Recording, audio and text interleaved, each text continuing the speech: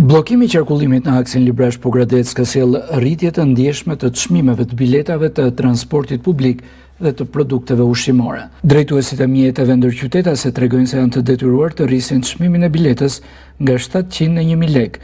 Sipas tyre, rruga alternativë është më e gjatë dhe amortizuar, çka rrit kostot e karburantit dhe mirëmbajtjes, ndërsa numri udhëtarëve ka rënë ndjeshëm. Kosta shumë e madhe. Çmimi i biletës jashtë do 3000 lekë, nuk është standardi që kërkohet sot. Pse?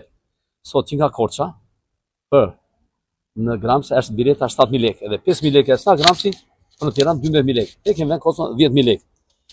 Po, rruga është në mënyrë skandaloze. Mjetet janë në mënyrë të tillë, mjetet janë të reja, si shikoni vetë mjetet janë të reja, shumë i amortizon. Që nga mjeti, që nga njerëzit, që nga lëvizja, që nga gjitha. Sot unë të shkoj në orën 10, në orën 9, mund të shkoj me 2 veta, me 3 veta. Është vetë e detyrueshme, është vetë linja e tillë, orari i tillë. Orari i dieshëm që ishte dje në orën 5:06, është nisur autobusi dhe fjalë me një person. Me një person. Ka ardhur në Korçë me një person. Kurse sot nuk ka lëvizje fare. Si e shikon autobusi, është hapur që në orën 8, edhe llogaritet dash bosh autobusi, më lënd niset autobusi. Rritje e çmimesh ka pasur edhe në tregun e frutaperimeve për shkak të kostos më të lartë të transportit që po përballojnë furnitorët.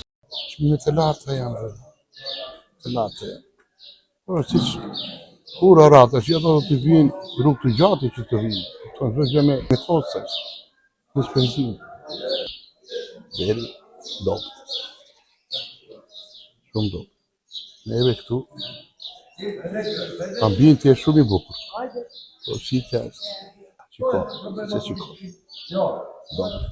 Më parë, një bilet udhëtimi nga Korça drejt Tiranës kushtonte 700 lekë, ndërsa tani 1000 lekë. Ndërkohë, produktet ushqimore kanë mësuar rritje deri 20%, duke rënduar më tej buxhetin e qytetarëve.